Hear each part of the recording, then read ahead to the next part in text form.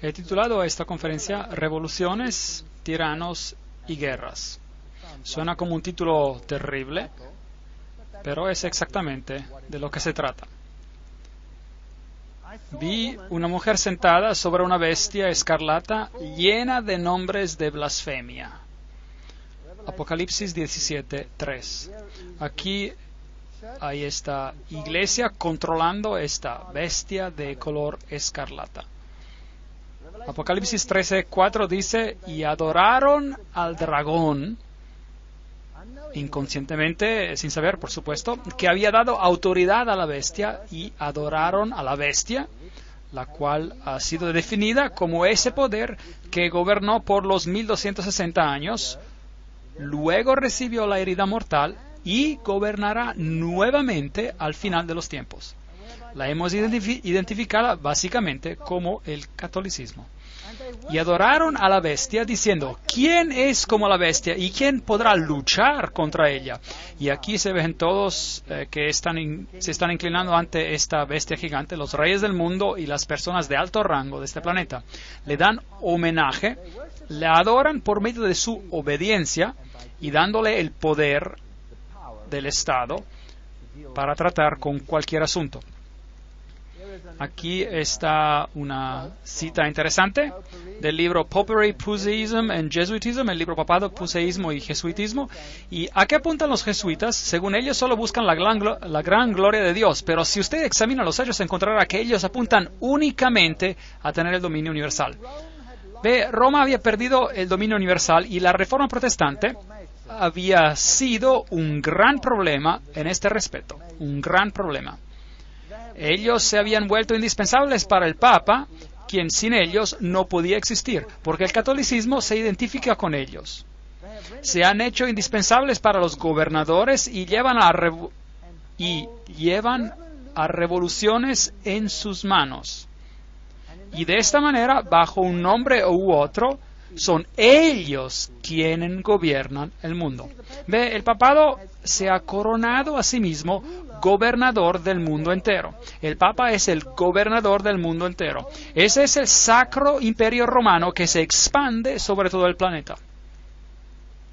Bueno, si echamos un vistazo a un siglo de revoluciones, empezando desde el 1750 al 1850, veremos la Revolución Americana en 1776 y podemos preguntar a los presidentes que en ese entonces gobernaron quiénes creen que fueron responsables de esta revolución. Luego está la Revolución Francesa, 1789, y la Revolución Española, 1823, la Revolución Polaca, 1831, las revoluciones alemana e italiana en 1848, y llegando a 1917 tenemos la Revolución Rusa, y luego básicamente ya era tiempo de guerra. De 1914 a 1918 que de hecho hizo la Revolución Rusa posible, y luego la Segunda Guerra Mundial de 1939 a 1945. Eso es mucho conflicto en este planeta. ¿Cuánta sangre se ha derramado en este planeta como consecuencia de estas revoluciones? ¿Y por qué? Porque un poder quería el control absoluto. Y la Biblia dice que el dragón le dio su poder para que todos sean sujetos a ese poder y a ningún otro. Bueno, miremos a esta cronología breve. En 1717 estamos tratando con este periodo de tiempo de terribles conflagraciones en este planeta. La Gran Logia Masónica de Inglaterra fue fundada. Inglaterra era una espina en la carne, era una nación protestante, así que la Gran Logia Masónica es fundada para infiltrar a este poder. 1721, la primera logia masónica fue fundada en Francia. 1731, Benjamin Franklin fue iniciado como un framasón, Benjamin Franklin. 1738, la Iglesia Católica Romana condena la masonería. Ahora, esa es una movida brillante. Eso se llama pensamiento dialéctico. Usted crea una organización, la prohíbe, miembros suyos pertenecen a la organización, pero el público al exterior ve que usted se ha distanciado y ya no puede ser su culpa. ¿Ve cuán astuto es? Mientras en el Vaticano todas las logias permanecieron y todos los cardenales eran miembros de ellas, pero no los Goyen, los no iniciados. Tenía que ser un ejército protestante bajo el control de la orden jesuita. Hicimos una conferencia entera sobre esto y usted puede conseguirla. La conferencia titulada ¿Quién está detrás de las sociedades secretas? En 1758 el señor Dashwood fundó el Club del Fuego del Infierno. Benjamin Franklin visita Inglaterra para discutir acerca del futuro de las colonias americanas con Dashwood. 1768 la fundación del rito de la estricta observancia. Ese es el grado 33 de la masonería por Baron von Hund, basado en la tradición templaria. Un punto interesante. Y luego Federico de Prusia, Federico el Grande. Bueno, no sé qué hay de tan grande acerca de él, pero sin embargo él fundó la Orden de los Arquitectos de África y usa el título Illuminati para describir sus logias neomasónicas. Así que esta es solo una breve historia mientras seguimos avanzando. 1770, Benjamin Franklin fue elegido como el gran maestro de la Logia de las 9 Hermanas en París. 1771, la organización masona El Gran Oriente es fundada en Francia. 1776, la Orden de los Perfectibilistas o Illuminati fue fundada. Noten que ellos claman ser perfectos. La Revolución Americana comienza, así que por 1776 ellos ya lo tenían todo arreglado. 1778, Pedro I fundó el Círculo Secreto. 1785, el Gran Congreso Masónico alegadamente conspiró la Revolución Francesa. Los Illuminati fueron prohibidos en Bavaria y se convirtieron en clandestinos. 1789, la Revolución Francesa. 1784, conspiración iluminista para derrocar a los Habsburgs, monarcas del Sacro Imperio Romano. Entonces, las monarquías se tienen que ir. Las monarquías se oponían muchas veces al dominio jesuita y prohibían a los jesuitas. Bueno, y había llegado el tiempo de venganza. Nadie prohíbe el poder de la Iglesia Católica Romana. En 1816, John Adams escribió al presidente Jefferson de Estados Unidos: vamos a tener multitudes regulares de ellos en tantos disfraces como solamente un rey de los gitanos puede asumir, disfrazados en pintores, publicadores, escritores y maestros. Si alguna vez hubo un cuerpo de hombres que mereció la condenación eterna en la tierra y el infierno, es esta sociedad de Loyola. Ellos hablaban bien directamente en esos días. Viene del libro The New Jesuits, los nuevos jesuitas. Ahí está la cita. Todo lo que le digo tiene una cita. Ahora, muchos escritores advirtieron de esta gran conspiración de los jesuitas. Samuel Morse, recuerdan, el inventor del código Morse, escribió: el autor emprende a demostrar que una conspiración contra las libertades de esta república, está hablando de los Estados Unidos, está ahora en completo desarrollo bajo la dirección del astuto príncipe Metternich de Austria, quien, sabiendo de la imposibilidad de borrar por la fuerza de las armas a este ejemplo molestoso de una nación grande y libre, está procurando lograr su objetivo a través de la agencia de un ejército de jesuitas. La serie de hechos y argumentos que prueban la existencia de tal conspiración asombrará a cualquier hombre que abra el libro con la misma incredulidad con la cual lo hicimos nosotros. Esas son las personas que los presidentes creían que estaban detrás de todas estas conspiraciones. El presidente Abraham Lincoln mismo dijo: los protestantes de ambos el norte y el sur de Estados Unidos seguramente se unirían para exterminar a los sacerdotes y a los jesuitas si ellos pudieran saber de cómo los sacerdotes, las monjas y los monjes que diariamente llegan a nuestras costas bajo el pretexto de predicar a su religión no son nada más que los emisarios del Papa, de Napoleón el III, quien por supuesto era un alto framasón, y otros déspotas de Europa, para socavar, minar a nuestras instituciones, para alienar, distanciar a los corazones de nuestra gente, de nuestra Constitución y de nuestras leyes, para destruir a nuestras escuelas y preparar un reinado de anarquía aquí, como lo hicieron en Irlanda, en México, en España, y donde quiera que haya cualquier pueblo que quiera ser libre. Esa es una declaración imponente. 50 years in the Church of Rome, 50 años en la Iglesia de Roma. El sacerdote Padre Chiniquy solía ser un católico, luego se convirtió en protestante. Esta guerra nunca hubiera sido posible sin la siniestra influencia de los jesuitas. Le debemos al papado que ahora vemos nuestra tierra enrojecida por la sangre de sus hijos más nobles.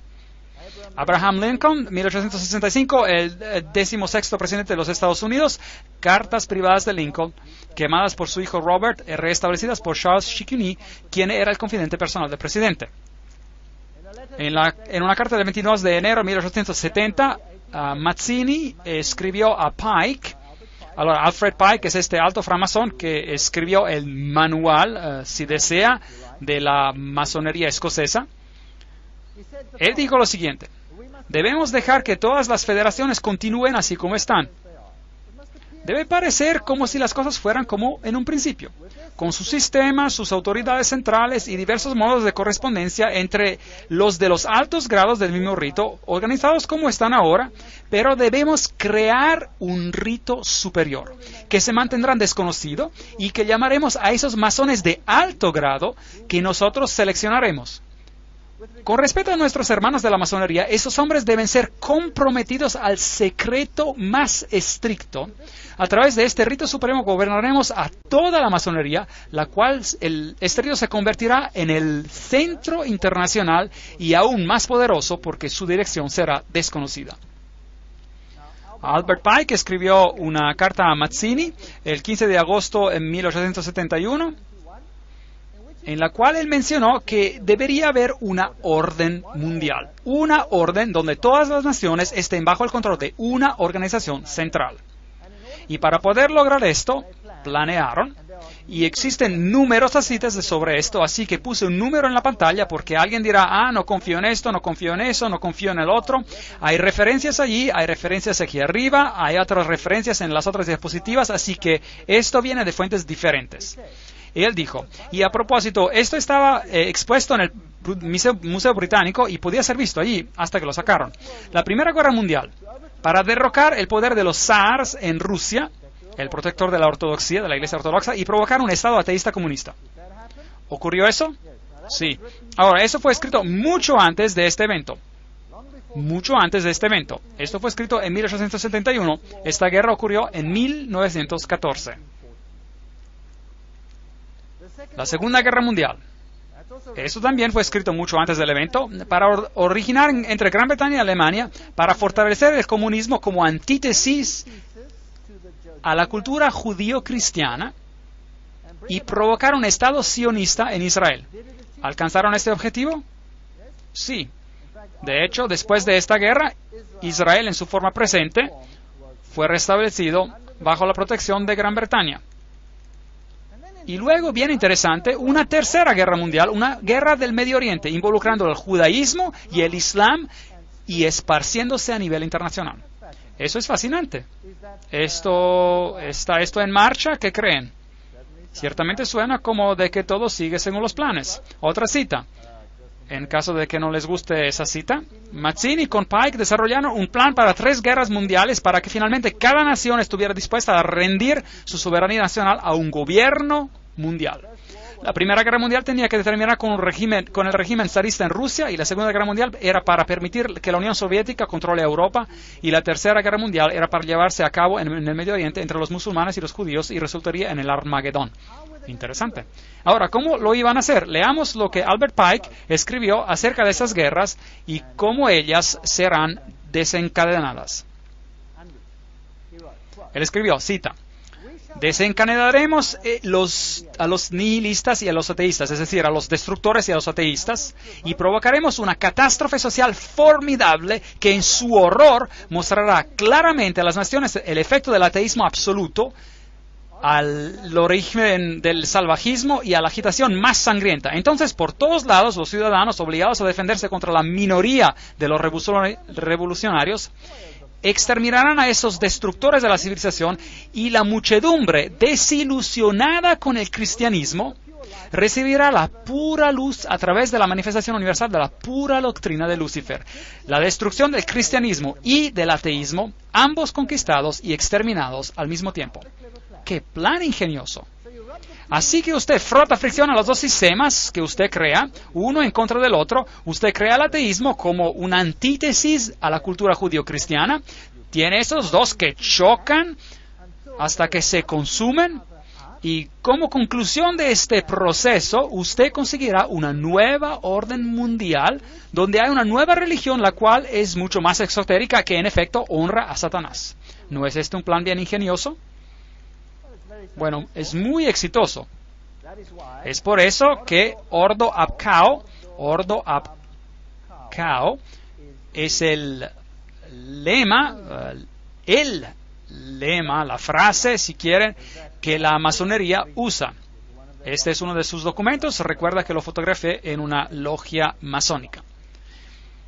Y Weishaupt, el padre del jacobinismo, usted recordará que hablamos acerca de eso en Apocalipsis capítulo 11, y el jacobinismo era el poder que propagó la Revolución Francesa. Hablamos de esto en Apocalipsis capítulo 11, con el ataque a la Bastilla, el triunfo supuesto de la libertad, la diosa de la razón entronada en vez del cristianismo. Así que el cristianismo fue removido y otro reinado comenzó. La monarquía fue depuesta y Luis XVI y su esposa perdieron sus cabezas, la decapitación de María Antonieta, y eso puso un fin a esa monarquía. Luego Robespierre, él dirigió los clubes jacobinos y un reino de terror comenzó, que en su derramamiento de sangre y su violencia es bien comparable a cualquier cosa que hemos visto hoy. El gran filósofo, si desea, de la Revolución Francesa era Voltaire. Ahora, usted puede buscar estos hechos en cualquier enciclopedia británica. Ellos le dirán quién era Voltaire. Él era un jesuita. Ellos dirán, por supuesto, que era un jesuita renegado, rebelde, que dejó la Iglesia Católica Romana para escribir en contra de ella. No. Él solo estaba desempeñando el papel perfectamente. Ellos estaban preparando una antítesis. Usted se acuerda de la promesa que el jesuita hace, que tomaré un rol en uno o en el otro lado del campo y lo haré perfectamente siempre y cuando la Iglesia Madre gane. Bueno, sostener una pluma, es decir, escribir, es estar en guerra. El contrato social, el hombre nace libre y en todas partes él está en cadenas. Un hombre piensa por sí mismo como el maestro de otros, pero permanece más esclavizado que los que realmente son esclavos. Es verdad. Pero ¿qué tal si usted creó la esclavitud para después crear la miseria y para después crear la revolución? ¿No es posible? Entonces los filósofos se juntan y escriben una nueva constitución para este planeta llamada Los Derechos Humanos, la Declaración de los Derechos Humanos, 1798. Declaración de los Derechos Humanos. Tenemos el ojo que todo lo ve, de Lucifer. Tenemos la serpiente con la cola en la boca, la serpiente que da vida, la serpiente eterna. Luego tenemos este gracioso pequeño sombrero jacobino por allá, al final de la lanza. Echémosle un vistazo a toda por aquí.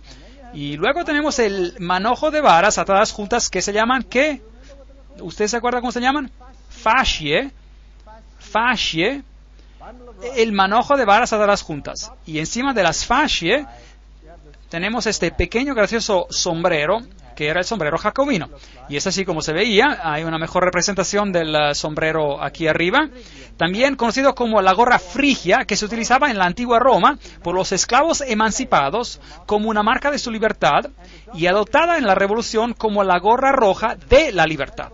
Eso es lo que ellos le dicen, eso es para los Goyim, para los que no son iniciados. Déjenme decirles lo que realmente es. Allí está. Ese es el dios Mitra, y allí está matando el toro, y está usando un perro, una serpiente y un escorpión que agarra las partes más delicadas del toro,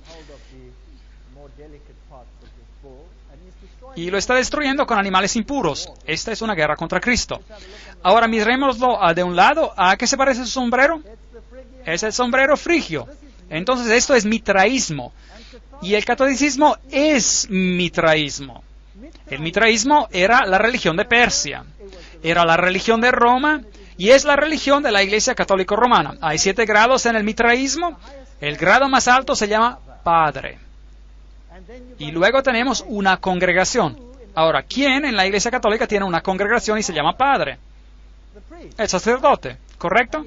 Y él puede ser un miembro de varios grupos y también pueden los sacerdotes católicos, pueden ser lo que quieran, pueden ser jesuitas, pueden ser franciscanos, pueden ser dominicanos, pueden ser miembros de varias otras órdenes religiosas también. Entonces, Ciro el Grande fue el primero en publicar un manifiesto de los derechos humanos. Ahora, la herida mortal, como habíamos discutido en Apocalipsis capítulo 11, solo para refrescar su memoria, el 21 de febrero de 1798, el Papa Pío VI es destronado por Napoleón, su anillo fue rasgado de su dedo y murió en exilio. Ahora, piensen esto, si Napoleón era un framasón, entonces él estaba bajo el control ¿de quién? De la orden jesuita. Entonces, ¿quién envió a Napoleón a Roma para tomar el Papa cautivo? La orden jesuita. ¿Por qué? Bueno, he pensado mucho sobre esto. Dentro de la Iglesia Católica Romana hay varias órdenes y no siempre ha habido perfecta armonía. De hecho, la orden jesuita lentamente tomó el control de todas las órdenes. Los caballeros de Malta, por ejemplo, no darían tan fácilmente su control del poder, pero ahora están sujetos a los jesuitas. Los dominicanos estaban cabeza a cabeza con los jesuitas. Por ejemplo, el papado quitó la inquisición de los jesuitas y se la dio a los dominicanos, y esto creó una tremenda tensión. Y en la Revolución Francesa fue la orden dominicana que fue masacrada, destruida ahí. No los jesuitas, ellos controlaban este asunto. Así que había algunos asuntos dentro de la misma iglesia que tuvieron que ser resueltos también para obtener un control completo de la situación. Un saneamiento. De hecho, fue tanto así que en el Concilio de Trento muchos católicos romanos se levantaron y dijeron la palabra y solo la palabra. No piensen que todo en la Iglesia Católica siempre ha sido negativo hacia la palabra. No. Y Martín Lutero debió haber hecho un impacto también. Y así hubo muchos que no estaban de acuerdo. Así que la Iglesia misma necesitaba una depuración, por así decir. Y luego hubo otro problema. Y este problema era que la Reforma había apuntado a Roma como el anticristo. Ahora, si la Reforma señala a Roma como al anticristo, cualquier movimiento que parezca emanar de Roma será visto con ¿qué? Con sospecha. Entonces, ¿por qué no destruir el papado aparentemente y luego resucitarla y al mismo tiempo depurarla de todo lo que está en contra y luego resucitarla como el poder final bajo el completo control de estas organizaciones? ¿Tiene sentido? Eso sería un buen truco. Y luego, cualquier cosa que pase a partir de entonces con el pequeño papado débil sería un descuido. Sería descuidado porque no puede venir de ellos, debe venir de otro lado. Así es como las sociedades secretas funcionan. Trabajan detrás de los frentes y de otros frentes y de otros frentes. Veamos qué pasa. Diciembre de 1804, el Papa Pío VI presencia a Napoleón coronándose a sí mismo como emperador. 1808, Napoleón toma los estados del Vaticano, entonces Roma está disminuyendo. 1848, Mazzini ataca Roma y el Papa es exiliado. Los estados papales ya no existen. Este poder desaparece. Los protestantes literalmente se relajan, básicamente. Una cosa peligrosa de hacer. El general Berthier toma cautivo al Papa. Weishaupt y sus compañeros jesuitas cortaron los ingresos al Vaticano lanzando y conduciendo la Revolución Francesa. dirigiendo la conquista de Napoleón de la Europa católica. Y finalmente haciendo de que Napoleón arroje al Papa Pío VII en prisión en Aviñón, hasta que él estuviera de acuerdo, noten, que el precio de su libertad sería de restablecer la orden jesuita. Había sido prohibida, aún en la Iglesia Católica, imaginen eso, habían trabajado clandestinamente. Esta guerra jesuita, o quizás había sido prohibida a propósito para que parezca que hubiera una guerra, esta orden jesuita, uno nunca sabe, porque esas personas son extremadamente buenos mentirosos. Pero esta es la historia, eso es lo que pasó. Esta guerra jesuita en el Vaticano fue terminada por el Congreso de Viena y por el Tratado de Verona secreto en 1822. Ahí está la cita. Todos los que les digo tienen una cita, no estoy inventando nada. Después de que el Papa Pío fue liberado de la prisión de Napoleón, él formalmente restauró la orden jesuita con una bula papal. Una bula es la declaración más fuerte que un papa puede publicar. En 1814, y el Papa añadió en esta bula: si alguien nuevamente intenta abolir a la Sociedad de Jesús, él incurrirá la indignación de Dios Todopoderoso y de los santos apóstoles Pedro y Pablo. Esto pudo haber sido una provocación. Podría haber sido un juego, podría haber sido real, cualquiera que sea la situación, realmente nunca lo sabremos hasta que el velo del tiempo sea removido un día. Pero libertad religiosa para todos. Y los revolucionarios salen a las calles y hacen lo que sienten que tienen que hacer. José Bonaparte, aquí está, 1768-1844, rey de España y gran maestro del Gran Oriente de Francia, logia masónica. Aquí tenemos todas las conexiones masónicas. Esto viene de un libro masónico, fuentes masónicas. Napoleón el mismo fue un alto framasón. Está haciendo guerra en toda guerra, limpiándola de las monarquías, y luego él tiene una guerra con Inglaterra. Ahora bien, ¿quién controla Inglaterra en ese entonces? Los masones. Entonces tenemos una batalla de Waterloo, y esos son los generales que pelearon en los dos lados. Michel Ney y von Grouchy están en el lado de Napoleón, alto masón, y Napoleón alto masón también. Al otro lado tenemos al general Blücher. Aquellos que son alemanes conocerán el viejo dicho Ran wie Blücher an der Katzbach, que habla del general Blücher al río Katzbach. Él ganó una victoria sobre Napoleón ahí. Él era un alto masón. Y G. von Schmarhorst era alto framasón también. Todos ellos eran framasones. ¿Esta guerra fue realmente una guerra o una guerra planeada? Ahora, ¿quiénes son los orquestadores de la Primera Guerra Mundial? Bueno, ahí está Kaiser Wilhelm I. ¿Qué tiene puesto? Esto viene de un libro masónico. Él tiene su mandil masónico puesto. Él es un alto masón. Es lo que era. Aquí está Kaiser Friedrich el Grande. Allí está con su regalia masónica de un libro masónico. Están orgullosos que todos estos reyes eran todos framasones. Entonces, toda la situación de la guerra es planeada por framasones, quienes están siendo controlados por ¿quiénes? Por los jesuitas. Ahora, rápidamente echemos un vistazo a América. Aquí está este gran edificio, el Capitolio. Allí está la piedra angular del fundamento y dice, puesta masonamente el 17 de septiembre de 1932. Ok, en este tiempo América ya estaba controlada por la masonería. Por supuesto, las personas están totalmente inconscientes, las instituciones continúan como antes, pero todas están siendo infiltradas. Si mira a la arquitectura, las águilas, el simbolismo, todo lo que tenemos acá es adoración del sol. Tenemos al mitraísmo ilustrado aquí. El plano de las calles de Washington es masónico. Tenemos a la cabra al revés de Méndez en el plano de la calle. Luego tenemos el compás y el juego de reglas. Y todo está en bloques de 13.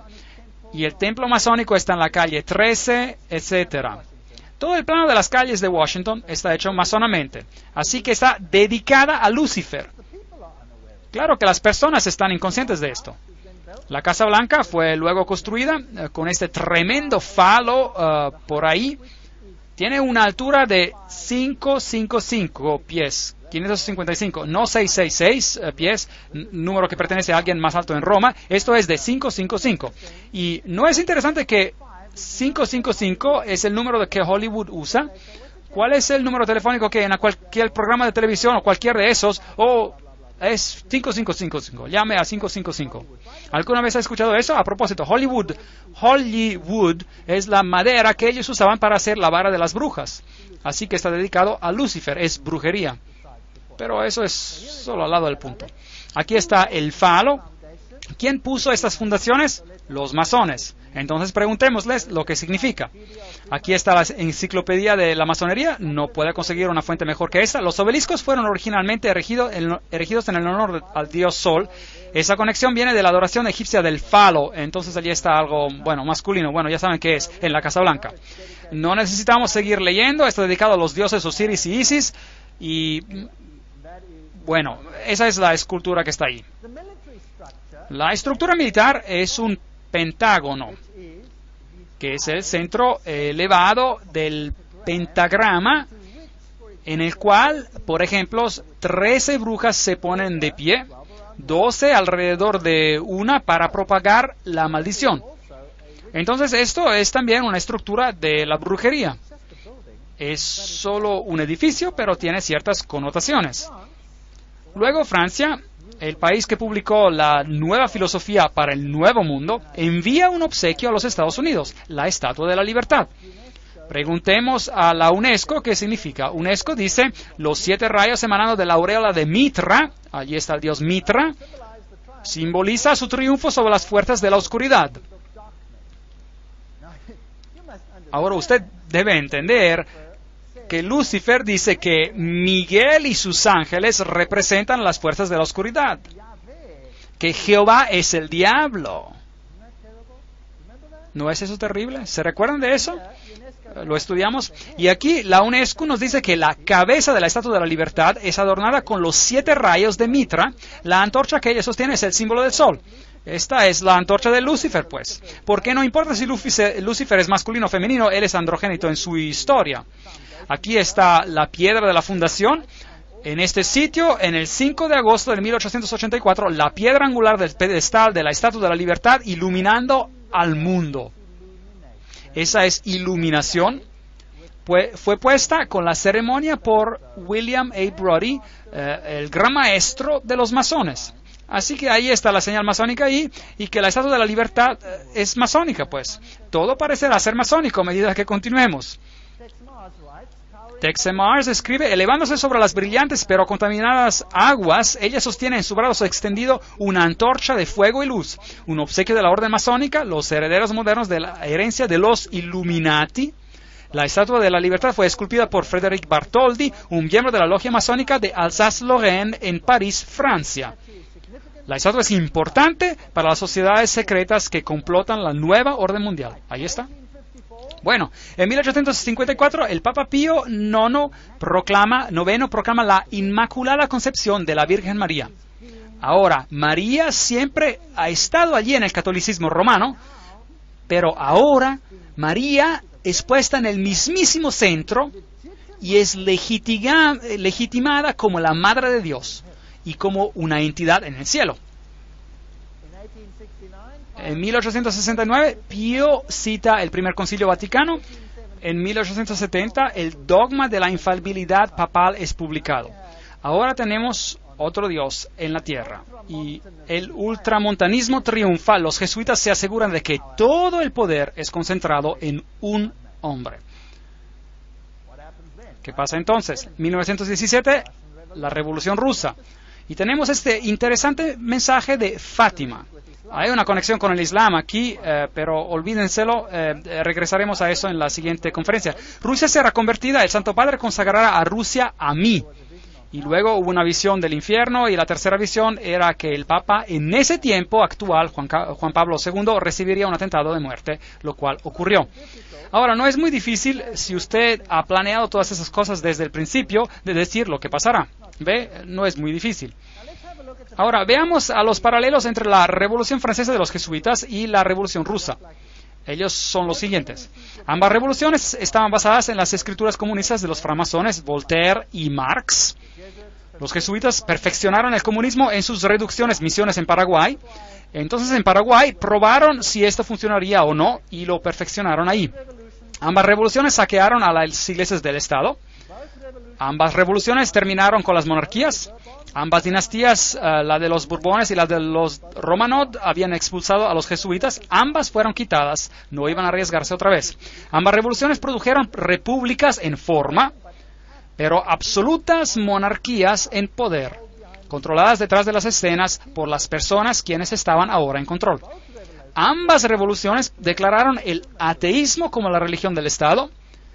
Ambas revoluciones realizaron un reinado de terror por una policía secreta a forma de inquisición.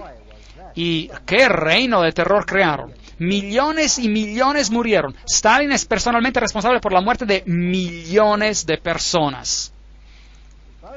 Ambas revoluciones resultaron en dictadores militares responsables por la eliminación de los disidentes. Exactamente el mismo patrón. Si ha funcionado una vez, ¿por qué no usarlo otra vez? Las lecciones aprendidas en esas repúblicas platónicas, allí en Paraguay, proporcionaron la base para el manifiesto comunista de Marx, por la cual cada nación en la tierra sería reducida a una reducción guaraní, de tal modo destruyendo las clases medias de los protestantes blancos y al mismo tiempo restaurar el feudalismo comunal de las edades oscuras del imperio de los papas. Esta es una cita, bueno, es un poco cortante, pero más o menos nos da un resumen de los hechos.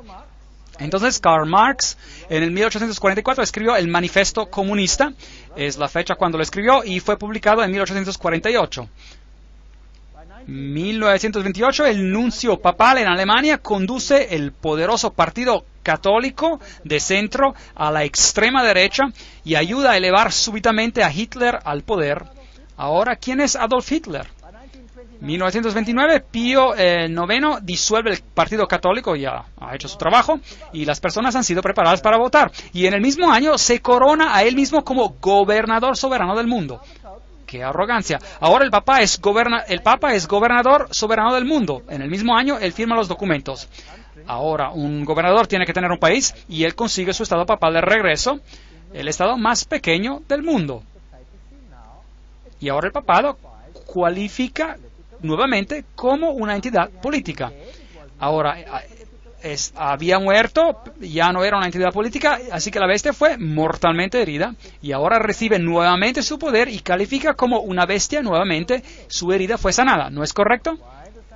Y es por eso que la crónica de San Francisco, casi citando la Biblia, dice que mientras ellos firmaron este documento, la herida fue sanada, se ve aquí en este cuadro. Ahora estamos listos para la guerra. 1934. En Yugoslavia se forma una organización llamada los Ustashi. ¡Qué organización repugnante! Se fundaron y asesinan al rey Alexander de Yugoslavia. Ahora los Ustashi eran una organización militar con las características básicamente de los nazis y masacraron a los serbios. A los serbos, masacraron a la gente ortodoxa y los forzaron a convertirse católicos o a morir, una de las dos. Y nunca se dice nada acerca de esa tremenda matanza que ocurrió aquí.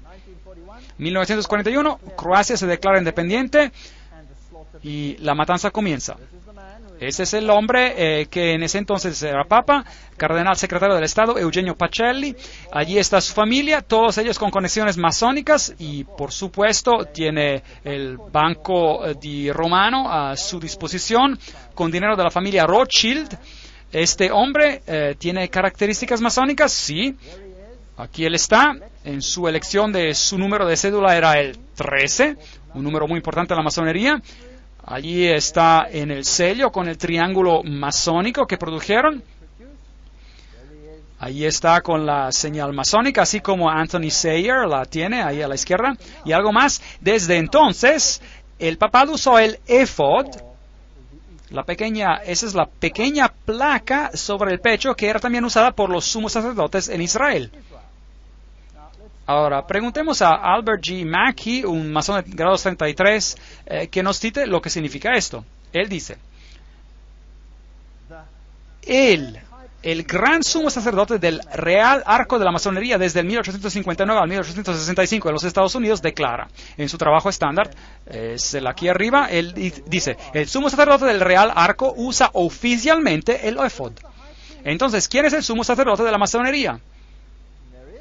Ahí está, el Papa. Bueno, Pacelli visitó a los Estados Unidos y conversó con este hombre, el presidente F.D. Roosevelt. Ahora, esa es una foto grande de una logia que probablemente nunca hubiera tenido que ser publicada y probablemente están muy enfadados que haya sido publicada, pero muestra a Roosevelt en su completa regalia masónica.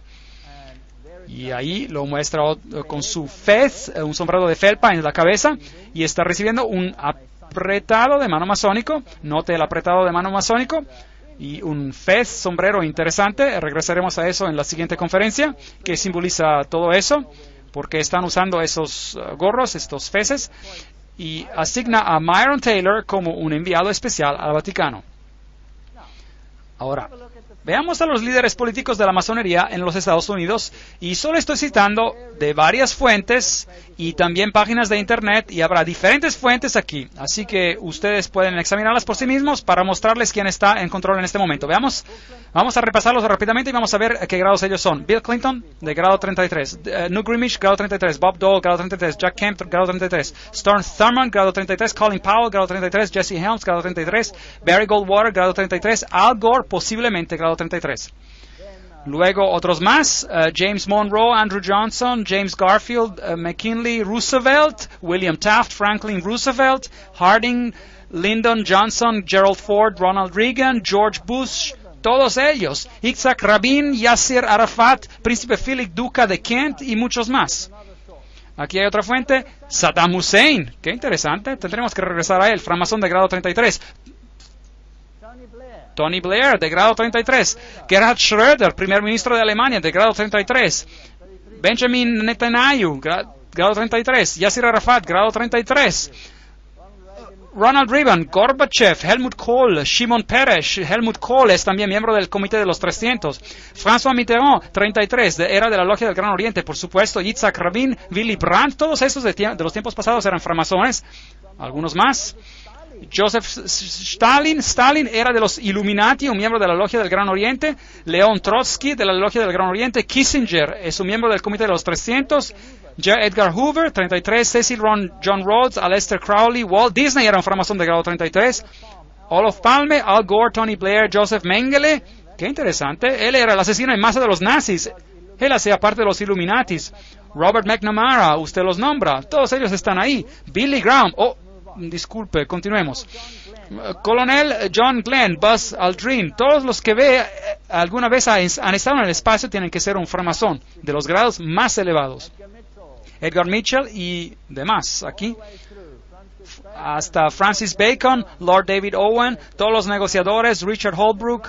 Solo estoy pasando por esta lista. Alan Greenspan, Peter Wallenberger, la reina Elisabetta, la segunda es la reina de los Bilderbergers, Príncipe Philip, la reina Beatriz, ella pertenece al Comité de los 300, Príncipe Bernard de los Netherlands, de los Países Bajos, Comité de los 300, y seguimos, Ted Kennedy, Rockefellers, David Rockefeller, Deng Hui, Barón de Rothschild, Hillary Clinton es la sexta gran dama, es una framasona muy elevada, muy alta, Albert Pike, por supuesto, ustedes saben, Bertrand Russell, Otto de Habsburg, Weishaupt, hasta en los tiempos pasados.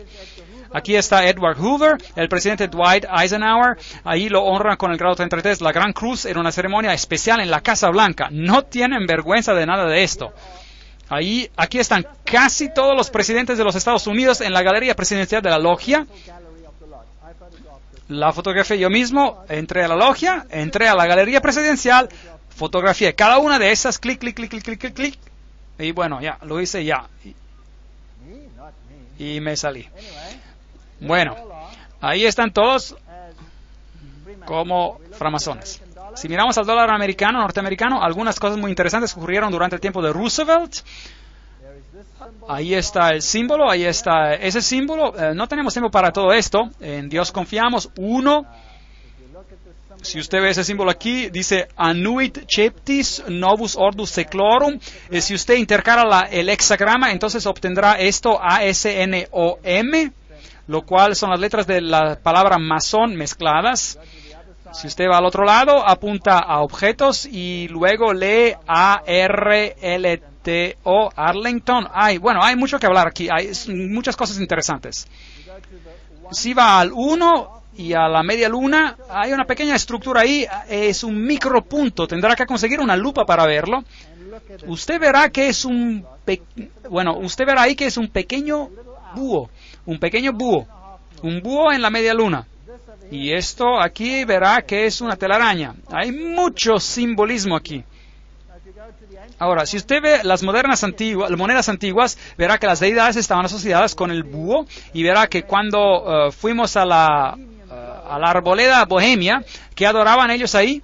El gran búho de Bohemia. Y vimos que los presidentes de los Estados Unidos se inclinan al búho de Bohemia. Un asunto que da miedo. Ahora, mirando a este símbolo, tenemos el ojo que todo lo ve de Lucifer. Todavía no está en la base del triángulo. Cuando sea puesto, él tendrá su reino. Pero ese es Lucifer, Anui Cheptis, traducido el Dios, Novus Ordus Seclorum, traducido la nueva orden de los siglos o de las edades. Hay 13 niveles ahí. El inferior es la fecha de la fundación de la independencia de los Estados Unidos, pero también es la fundación de los Illuminati. Tenemos esta telaraña, símbolo de la nueva era. Tenemos por ahí la banda, la cinta de Lucifer. Usted lo verá por aquí, en esta iglesia católica romana, donde tenemos a Anubis, el fénix, un símbolo de Júpiter, el dios Júpiter, y la calavera y huesos, y allí tenemos la cinta, ¿la ve? Asociada con Júpiter. Está sobre la flama. Y todos estos símbolos nos cuentan una historia interesante. Al otro lado tenemos este símbolo, 9 plumas en la cola, hay 13 lanzas, hay 13 hojas, hay 13 pentagramas hechos en la forma de un hexagrama. Tenemos el águila, tenemos la declaración por aquí, e pluribus unum, fuera de muchos uno, vamos a reunir a todas las naciones. Entonces ese es el simbolismo de una nueva orden mundial en el dólar. El mundo va a estar bajo de un gobierno central y ese gobierno va a estar bajo el control de Lucifer, no de Jesucristo. Aunque Jesucristo, por supuesto, sabe de esto y lo permite y está en última instancia en control. Él nos dice antes del tiempo que esto va a ocurrir y luego el final de la historia es que Jesús reinará sobre este planeta. En la sección previa estuvimos mirando a los simbolismos del dólar americano y vimos como todos estos simbolismos son masónicos y aparecen en el dólar después del tiempo del presidente Roosevelt. Apocalipsis 13:11, después vi a otra bestia que subía de la tierra, tenía 2 cuernos semejantes a los de un cordero, pero hablaba como un dragón. Vamos a tratar con esta profecía en detalle en otra conferencia.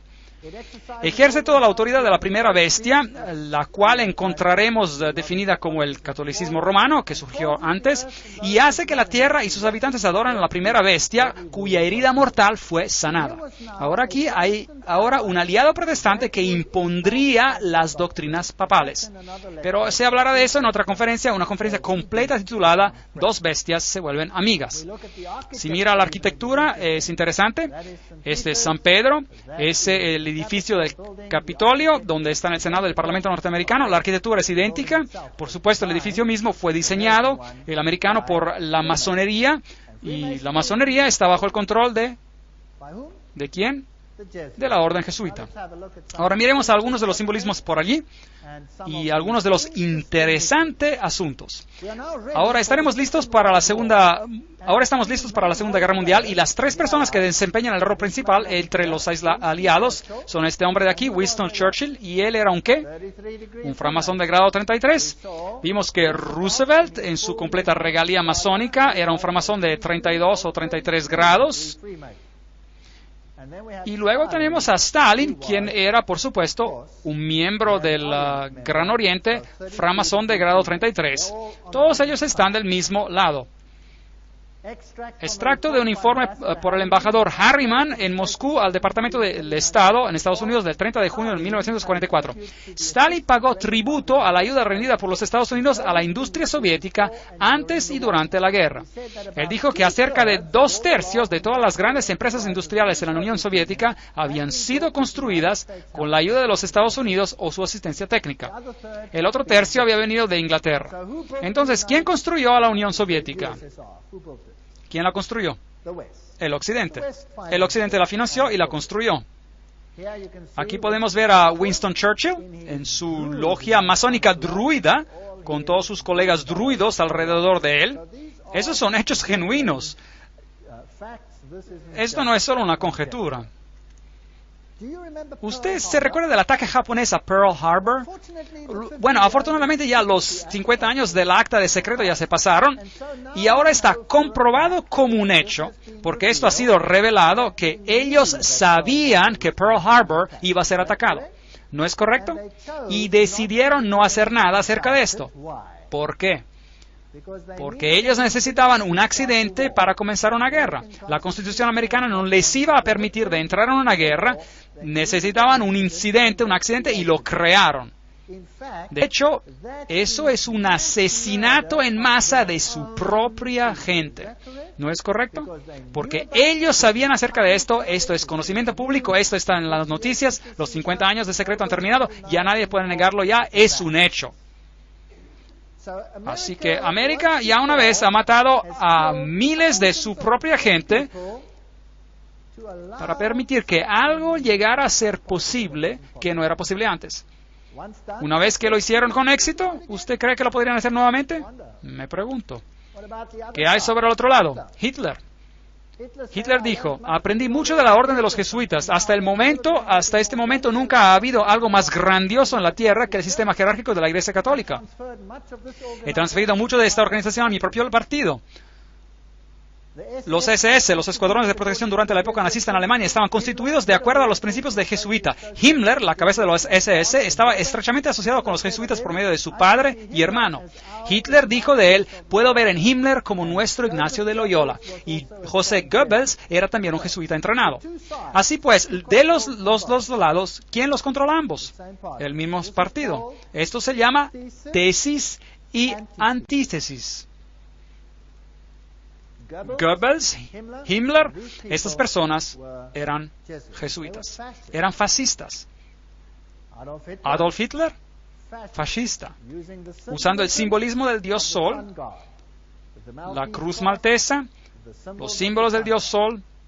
Aquí él está con Hindenburg mismo, por supuesto un masón. Estas cosas fueron completamente planeadas, ganando la juventud a su lado. Una de las personalidades católicas principales para ayudar a Hitler al poder fue Franz von Papen. Y Franz von Papen, por supuesto líder del Partido Católico, ayudó en la subida repentina de Hitler al poder. Entonces la Iglesia Católica ayudó en la subida repentina de Hitler al poder. Y estas fotos son compuestas a propósito, tienen un significado masónico, pero regresaremos a eso más tarde. El Reichsadler, el águila del Reich, escondida como el símbolo masónico. Y la supuesta feliz alianza al principio, que luego se deteriora. Aquí vemos el saludo con las actividades masónicas asociadas con él. Aquí él está junto con los líderes de la iglesia. Y aquí puede ver a los cardenales saludando a Hitler con el saludo nazista de Heil Hitler. Así que la iglesia estaba muy envuelta con el movimiento nazi. Aquí hay todo un grupo de cardenales dando el saludo nazi de Heil Hitler. El Papa y el Führer. Usted se recordará que incluso hasta el día de hoy hay un tremendo enojo por el Papa Pío, que ahora, de hecho, ya está en su vía hacia la santidad, gracias a su conexión con el movimiento nazista. Bueno, aquí está el nuevo Reichsbischof, Ludwig Müller, el protestante que saluda a Hitler con un buen apretón de manos. El anterior obispo protestante ya no estaba en vida porque Adolf Hitler lo había ejecutado.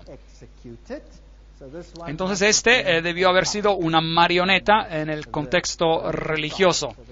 Así que los católicos y los protestantes uno al lado del otro. Ahora, entiendan lo que es guerra. Pensemos en la guerra. ¿Quién es el problema en términos de la Iglesia Católica? Primeramente, la Iglesia Ortodoxa del Este había sido un problema. La Primera Guerra Mundial resolvió este problema. El zar había sido removido y la Iglesia Ortodoxa había sido sujetada, al igual que todas las iglesias, para hacer que se vea correcto, por el comunismo ateístico. Pero los líderes del comunismo eran todos católicos. De hecho, he viajado en muchos de esos países y las personas mayores de edad, todas me dijeron, ahora comprendemos por qué los líderes de los regímenes comunistas, porque ellos todos asistían a la Iglesia Católica. ¿Por qué si todos eran ateístas, eran tan buenos católicos? Bueno, este poderoso ejército se levantó, pero Alemania se divide. Está dividida. El norte de Alemania y particularmente el este de Alemania es todo protestante. Son luteranos. Y son escépticos del papado.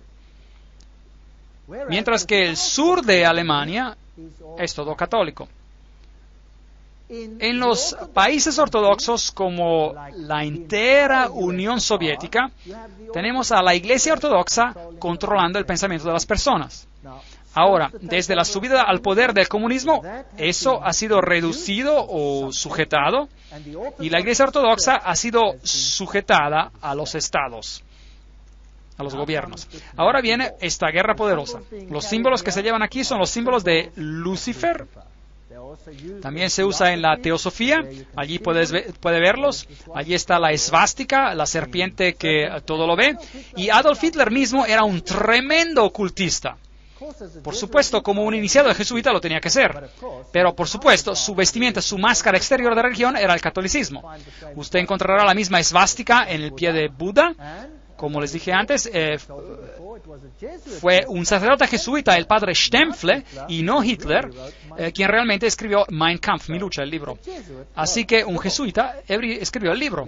Los SS tienen los mismos símbolos como la sociedad secreta de calavera y huesos.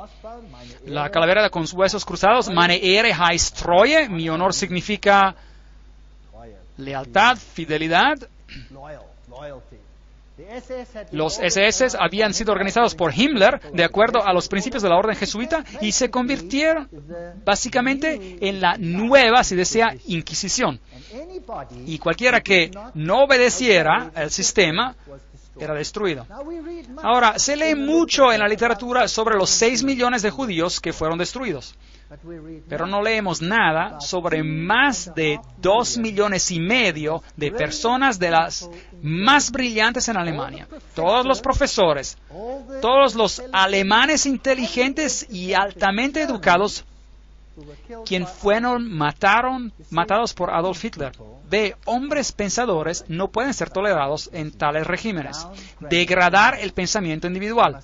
Debemos de tener de un lado siervos y del otro la élite. De un lado a los goyems, el ganado, y del otro los super iluminados. Y muy irritante. Recuerden que la revista jesuita Civiltà Católica, medio de comunicación de los jesuitas, dice muy francamente, el fascismo es el régimen que corresponde más estrechamente a los conceptos de la Iglesia Católica. El fascismo es fascinante. Bueno, disculpen el retruécano, pero bueno, el fascismo tiene un líder central.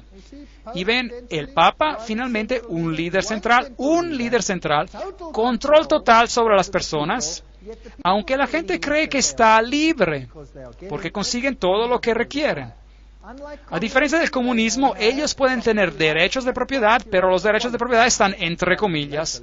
Y regresaré más tarde a eso en otra conferencia, en caso de que usted haya sido engañado a creer esto. Ahora, aquí están las fascie, el manojo de varas acompañado por una hacha o por una lanza que simboliza el poder sobre la vida y la muerte, llevado por el oficial romano como un símbolo de autoridad.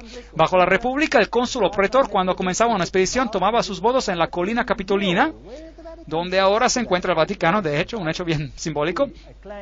Si él era aclamado imperator, en otras palabras, un líder por sus tropas, él cubría su fascia con un laurel y a su vuelta depositaba la corona sobre la colina de Capitolina. Todo conduce a Roma. Qué historia fascinante.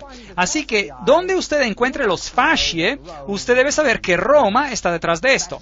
Los regímenes fascistas usan los fascie, así que los fascie pueden parecer como una hacha o un hacha que puede ir a través, o puede ser una lanza, como lo era en la Revolución Francesa. Estas son las fascie.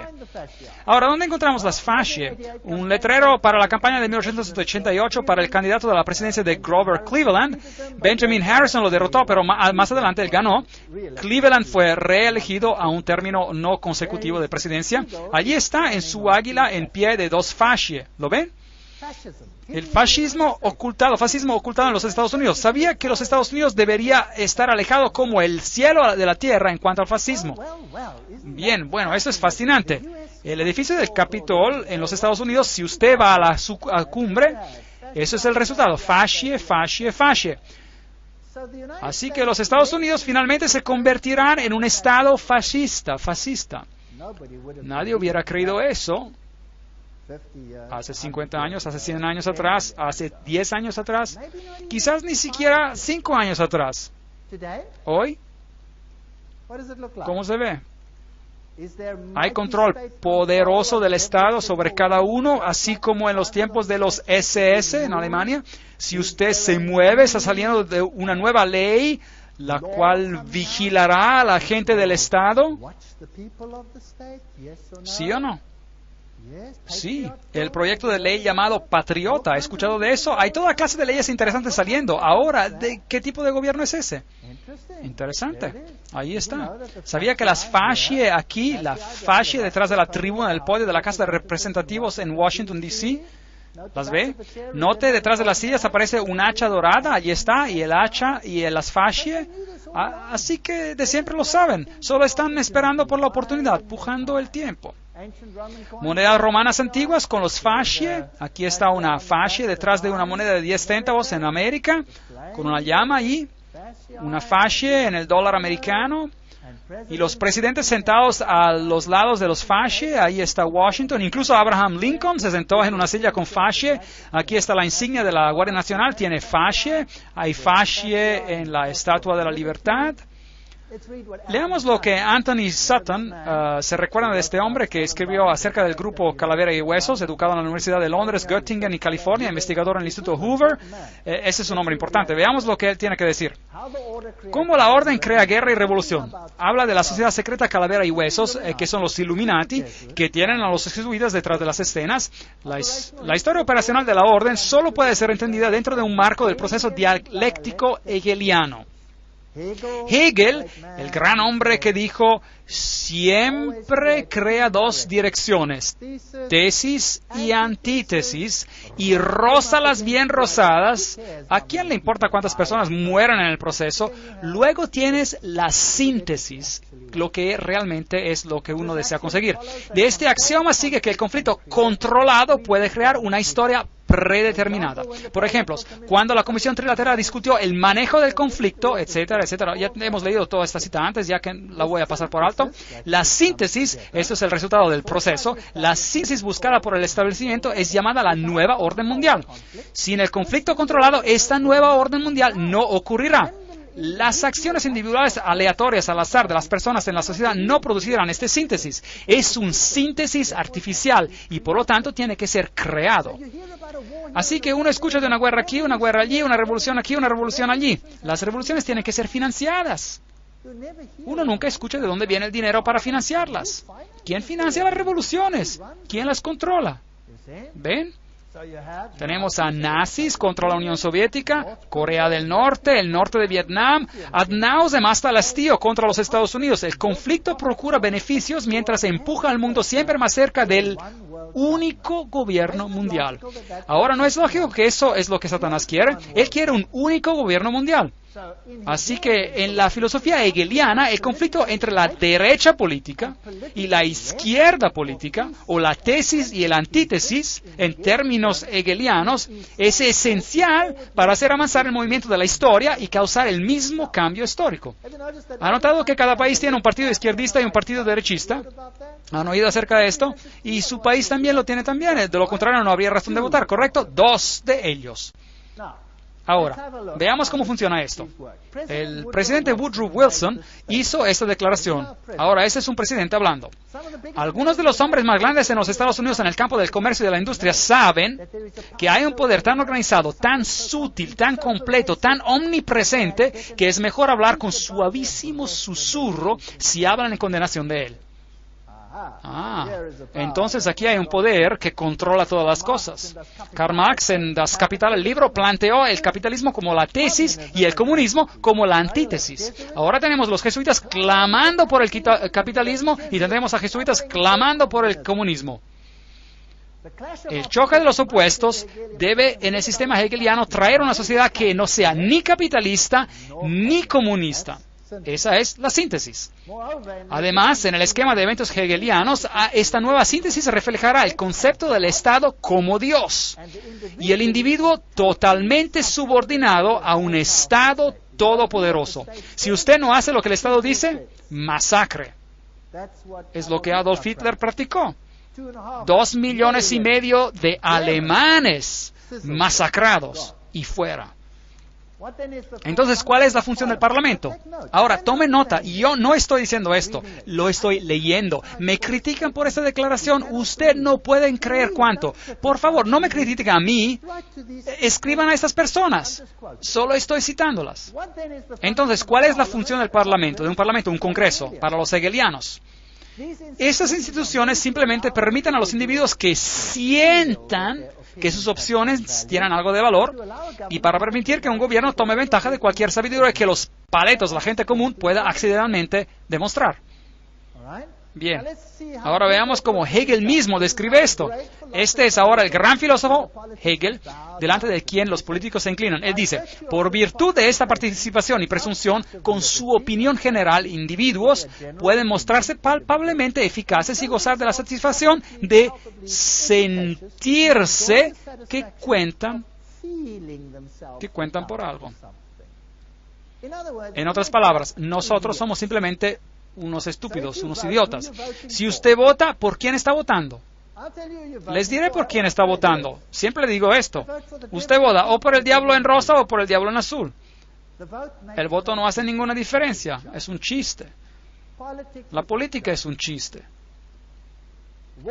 Guerra. El conflicto organizado de las naciones por los hegelianos es solo el resultado visible del conflicto entre ideas. Como John Dewey, el querido hegeliano de la educación moderna, él está, de hecho, en control de toda la educación en el Nuevo Mundo y dice, la guerra es el predicador más eficaz de la vanidad de los meros intereses limitados. Pone un fin a ese egoísmo egocéntrico del individuo por el cual él clama a su vida y a su propiedad como suya o de su familia.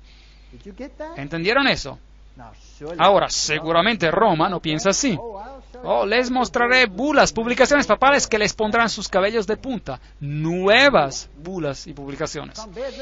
Comparen ustedes esto a la letra y el espíritu de la Constitución de los Estados Unidos que dice absolutamente lo opuesto. Bien, entonces para esos elitistas el Estado es supremo y un élite autonombrado gobernando el Estado actúan de hecho como si fueran Dios sobre la tierra. El resto somos el ganado, los catecúmenos, el ganado, los goyan.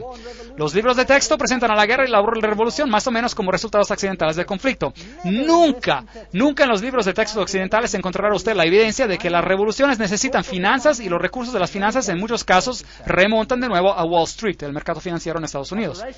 Medios operativos para la creación del conflicto, la llave de la historia moderna está en estos hechos, que los elitistas tienen relaciones estrechas de trabajo cercano con ambos, los marxistas y los nazis. Ellos juegan en ambos lados, porque lo que han creado es solo un juego. En este memorando presentaremos el concepto de que la historia mundial, ciertamente desde el 1917, refleja el conflicto como deliberadamente creado con el objetivo de traer una síntesis, una nueva orden mundial. Bueno, veamos cómo funciona. Aquí está la orden. La tesis es la Rusia marxista. Estamos presentando la Segunda Guerra Mundial ahora. La antítesis, la Alemania nazi. ¿Quién los financió? ¿Quién financió a los rusos? La empresa Guarantee Trust. ¿Quién financió a los nazis? La empresa Guarantee Trust. Y luego tenemos a la compañía Harriman, antes llamada Harriman y compañía, etcétera, y las mismas personas aquí. Harriman financió a los intereses nazis. Las mismas personas financiaron a los ambos lados. Luego tenemos la revolución bolchevica en 1917 y en 1933 la ascensión de Hitler al poder, el conflicto entre los dos, tremenda ganancia y el resultado. Después de la Segunda Guerra Mundial, las Naciones Unidas da el primer paso hacia la nueva orden mundial. Allí lo tenemos. Maravilloso. Todo financiado por las mismas fuentes. En 1948 empieza la carrera para crear bombas atómicas. En 1950 María recibe el estado peregrino. La estatua de María se vuela a Moscú por instrucción del Papa Pío XII. En 1950 Francis Matthew llama para una guerra nuclear con Rusia y comienzan a argumentar entre los dos. Note cuántos fueron matados por Stalin.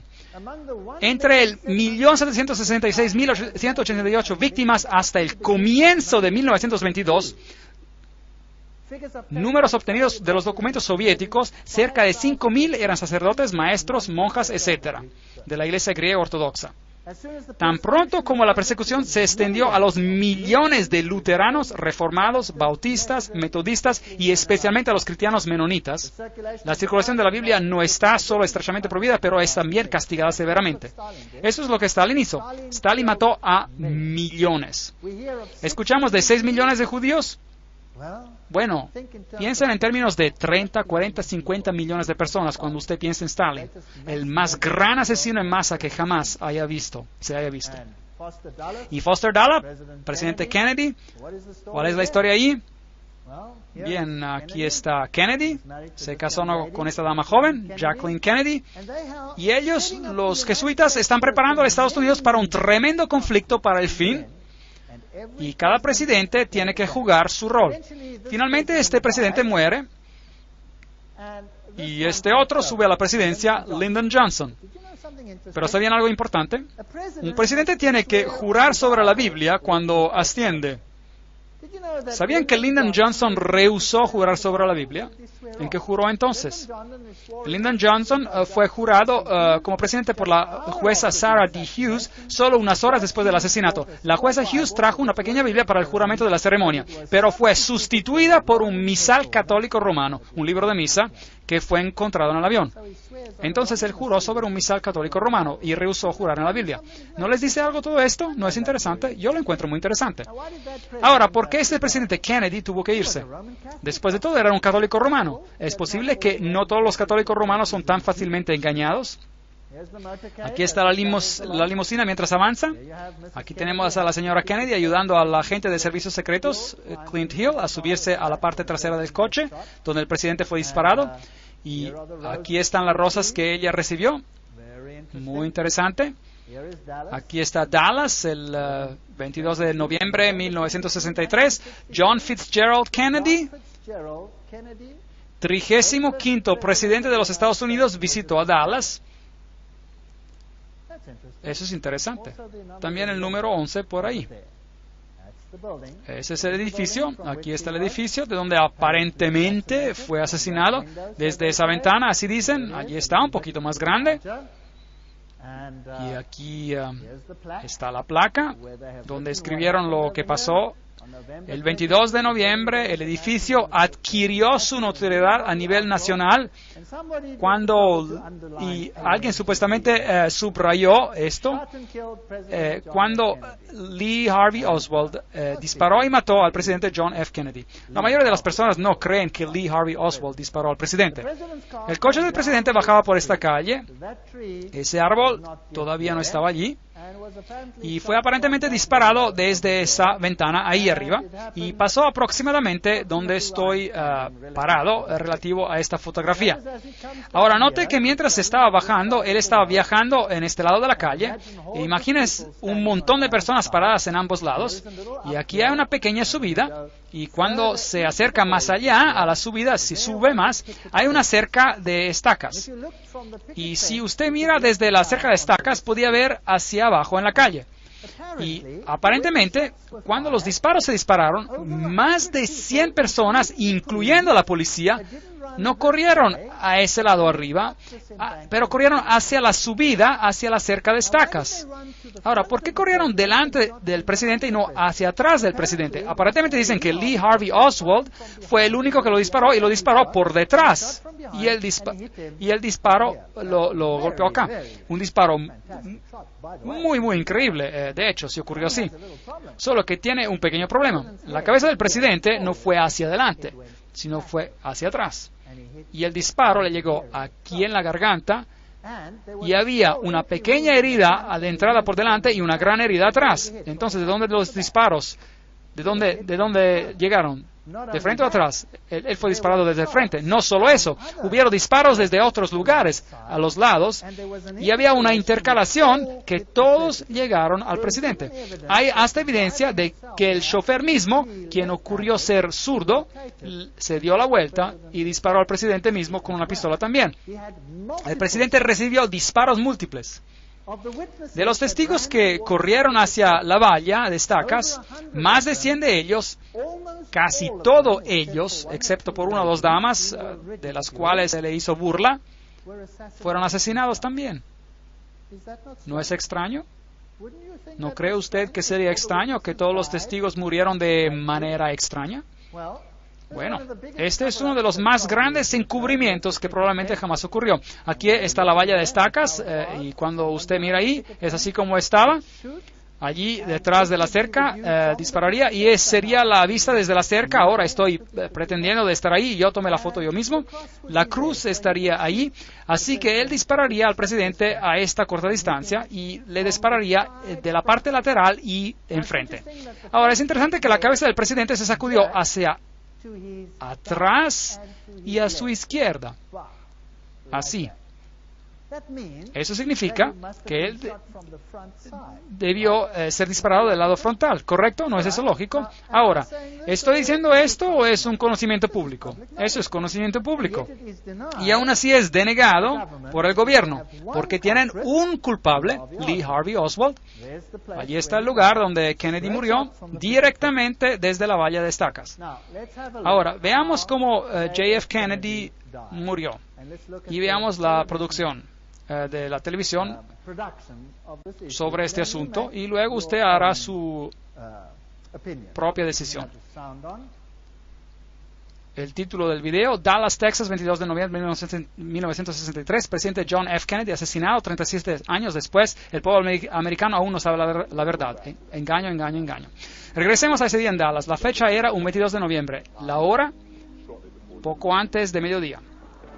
Primero había una gran muchedumbre, pero mientras la caravana de automóviles se acercaba a la Plaza Elite, es aquí donde la caravana de automóviles violó las propias reglas de los servicios secretos. Mientras el auto daba una curva, bajó su velocidad de 40 millas por hora a 7 millas. Fue precisamente allí que los golpes se dispararon. Por 6 segundos, los ocupantes en el carro de Kennedy fueron golpeados por las balas. Kennedy se agarró de su garganta. La cabeza de Kennedy explotó, empujada por una gran fuerza hacia atrás y hacia la izquierda. Entonces, y solo entonces, el auto del presidente aceleró rápidamente y siguió. Lyndon Johnson, el nuevo presidente, ordenó a una comisión federal de investigar el crimen. La comisión Warren nos ha dado la versión oficial. Lee Harvey Oswald había actuado solo. Pero si todos los 3 disparos habían venido de atrás, entonces ¿por qué la cabeza del presidente voló hacia atrás? ¿Por qué tantas personas, incluyendo a policías, no corrieron hacia el almacén de libros donde estaba Oswald, pero hacia la cerca? Si la comisión de Warren estaba en lo correcto, ¿por qué tantos testigos alegaron ver algo completamente diferente del informe oficial? Hasta unas 177 personas murieron simplemente por saber demasiado. El momento en que Kennedy fue matado, un encubrimiento masivo entró en operación. Testigos fueron amenazados y muchos de ellos asesinados. Jean Hill entrevistada inmediatamente después. Un disparo salió y él se agarró del pecho, hubo un intervalo y 3 o 4 disparos más se escucharon. La limusina ya había acelerado. Con nosotros ahora está Jean Hill, quien estuvo más cerca del auto del presidente que cualquier otro durante los disparos. Señorita Hill es una profesora de primaria en Dallas y ha estado en constante temor de su vida por los últimos 29 años. Comprendo que dos hombres alegando de ser agentes de los servicios secretos la interrogaron después del asesinato. ¿Qué le preguntaron? Me preguntaron lo que había visto. Les dije que había visto la cabeza del presidente, que vi a un francotirador desde el montículo, la subida, y que escuché de 4 a 6 disparos. Pero ellos me dijeron que solo escuché 3 disparos. ¿La entrevistó alguna vez la comisión de Warren? Oh, sí, fui entrevistada por nuestro inspector, quien, bueno, trató mucho de desacreditar todo lo que dije. Él me acusó de muchas cosas, desde una aventura amorosa mezquina, de buscar fama o simplemente de estar mintiendo. Habla el inspector del asesinato. Hemos encontrado los hechos reales y ciertamente nadie en los pasados 25 años ha comprobado que nuestras conclusiones básicas son incorrectas. Fue el inspector quien vino con lo que llaman la teoría de la bala mágica, que hace ver cómo una bala se fue a través de ambos Kennedy y el gobernador de Texas, John Connally. La bala fue más tarde descubierta virtualmente intacta en la camilla del hospital de Connally. La verdad, si hubiese sido conocida, si hubiese salido, hubiera revelado de que sí había una conspiración. Una conspiración para matar al presidente necesitaba una persona a quien echarle la culpa, alguien quien tomaría la culpa. Hubo muchas cosas que supuestamente usted no debería haber visto, como la prueba de parafina dada a Oswald, que probó con seguridad que Oswald no había disparado con un arma en aquel día. O la cámara espía encontrada en las posesiones de Oswald, emitida a él por el gobierno de Estados Unidos. O la carta de Oswald a nuestro señor Hunt, pidiéndole cuál era su siguiente tarea. El único señor Hunt del que sabemos, en este caso, es el señor Howard Hunt de los servicios secretos americanos, quien compartía la misma oficina con Oswald en Nueva Orleans, la oficina que pertenecía a Guy Bannister, el jefe de la Policía Federal Americana. No solo estaba de dirección a los supuestos folletos pro Castro de Oswald, pero la cuenta de Oswald usaba para imprimir los folletos pertenecía a los servicios secretos americanos. Howard Hunt con los servicios secretos americanos, Guy Bannister con la Policía Federal Americana y Lee Harvey Oswald, todos en la misma oficina. Aquí está una teoría de cómo el presidente Kennedy fue asesinado. La caravana de automóviles de Kennedy fue preparada para 2 curvas, llevándolo directamente a una triangulación. El primer disparo vino desde la valla de las estacas. Llegó a la garganta de Kennedy.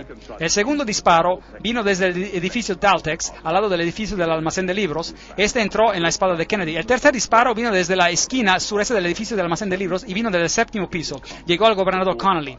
El cuarto disparo vino desde el edificio Daltex, falló un poco, golpeó a la acera hiriendo a una persona que estaba allí. El quinto y el sexto disparos fueron disparados casi simultáneamente desde el almacén y desde la valla de estacas. Ambos llegaron a la cabeza de Kennedy, uno desde arriba, moviéndolo hacia adelante, y luego, uno instante después, uno desde el frente, arrojándolo hacia atrás.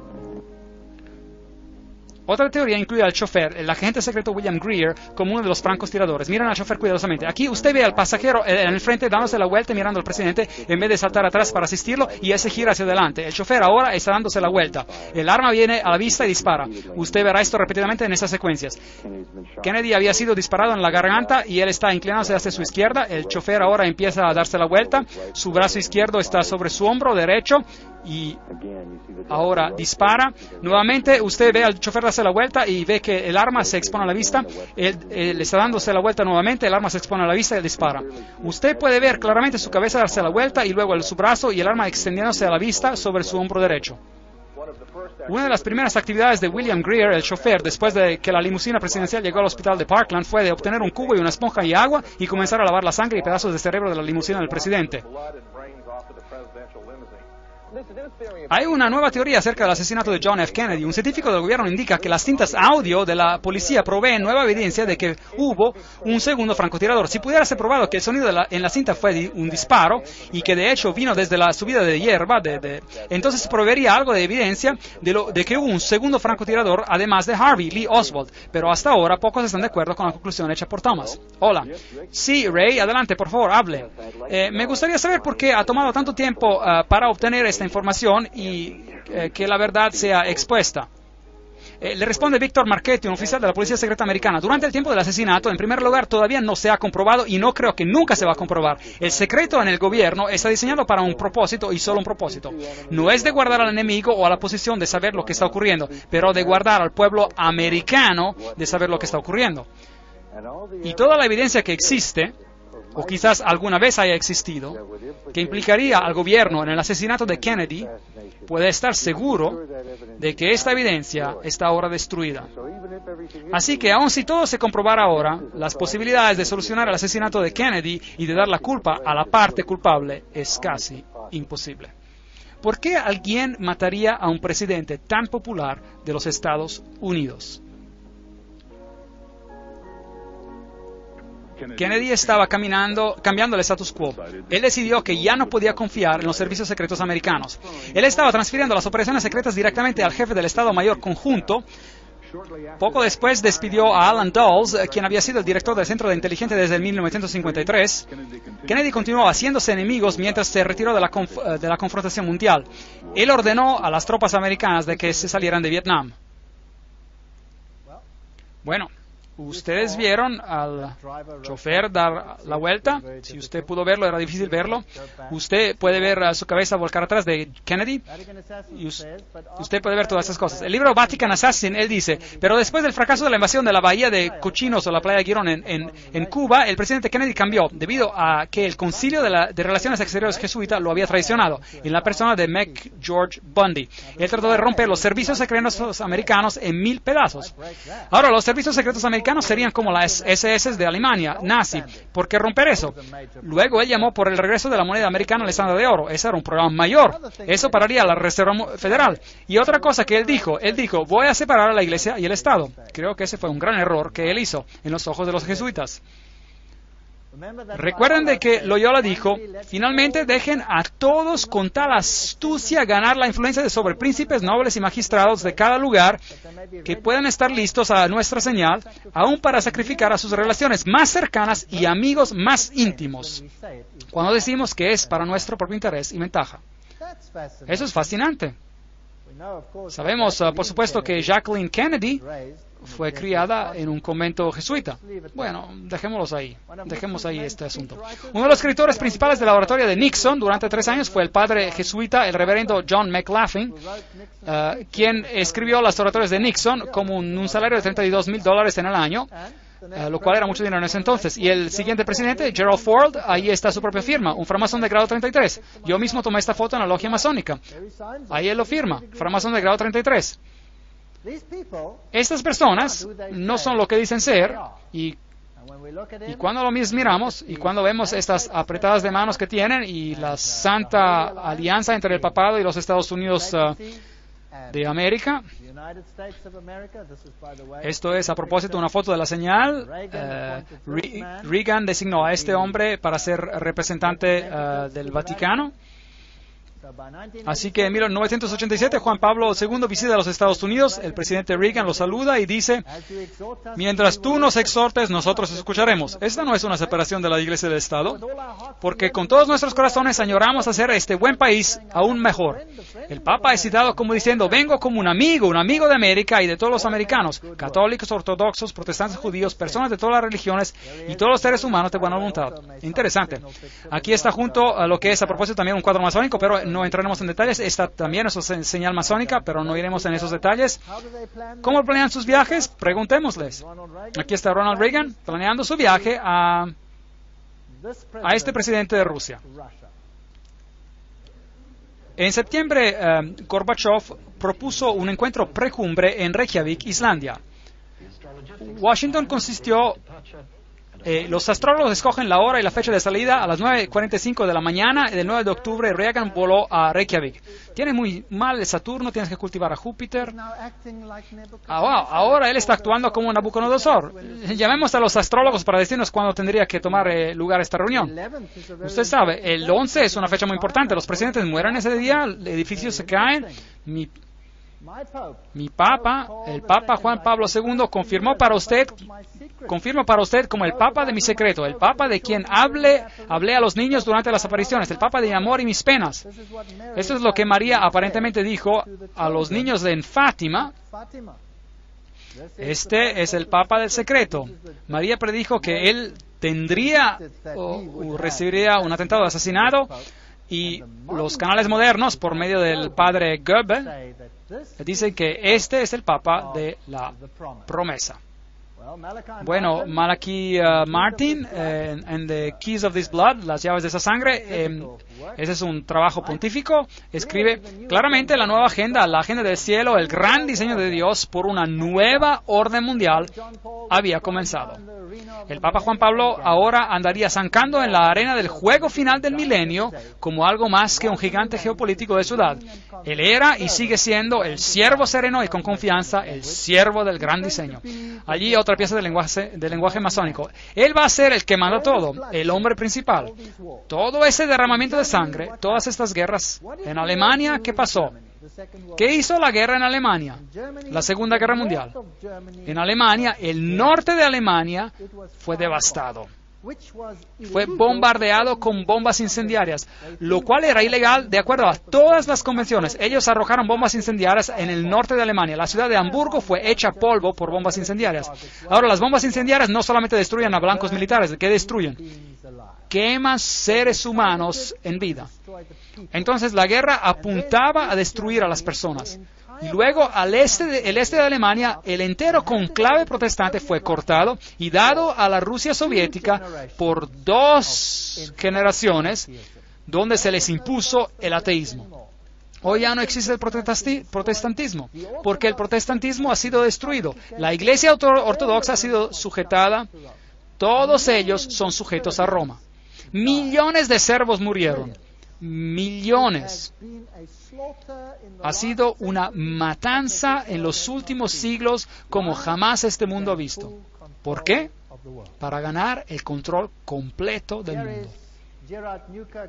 Aquí está Gerard Newkirk y declara, en las últimas 2 décadas, particularmente durante los años de Reagan y los 2 últimos de George W. Bush, los Estados Unidos está viéndose menos como una democracia y más como una criatura fascista altamente desarrollada. ¿No es interesante? Yo no estoy diciendo esto, solo lo estoy leyendo. Desprovisto de las idiosincrasias y de los efectos de sus progenitores, donde ellos practicaron esos métodos, esta forma de fascismo tiene una máquina de propaganda que sin duda es la más eficiente que el mundo jamás haya visto. Nos encontramos en un periodo de tiempo interesante. Y aquí usted ve a George Bush con el Papa. Aquí ve el primer ministro de Inglaterra con el Papa. Todos estos miles puntos de luz. Framasones de grado 33, miembros de Calavera y Hueso, Illuminati, framasones de grado 33 con el Papa. Y ahora veamos esta foto. Aquí está el presidente George Bush con el Papa, bajo el cuadro de Ignacio Loyola. ¿Quién va a ser el gran líder espiritual de la nueva orden mundial? Por favor, note este cuadro. El Papa se sienta en el altar del Corazín. Esto es cuando él visitó a Jerusalén y a Israel recientemente. El cuadro del fondo muestra a Cristo con un libro abierto que lee: amad a vuestros enemigos, vendré pronto. ¿Qué más ve en su trono? Una cruz volcada. Allí está también el Papa con una cruz volcada, un símbolo de la victoria de Lucifer sobre Jesús. Ese es un triste estado de asuntos y vimos a las enseñanzas del iluminismo, vimos a las enseñanzas de la orden masónica, vimos a las enseñanzas de las sociedades secretas y vimos que Lucifer es su Dios. Así lo dicen ellos mismos. ¿Y qué tenemos que hacer? Salir de ella, mi pueblo. Salir de ella, mi pueblo, para que no sean partícipes de sus pecados. Creo que estamos en el umbral de la historia. Creo que los eventos finales se están desenvolviendo. Y creo que no necesitamos temer, porque Dios dijo que Él les daría la oportunidad de mostrar sus intenciones verdaderas. La apostasía final contra Dios terminará en la victoria más grande que el universo jamás haya visto y el reino de Dios muy pronto vendrá. Si usted creía que esto estaba bien allá en el futuro, tengo noticias para usted. Está a la puerta. Jesús viene pronto. Gracias.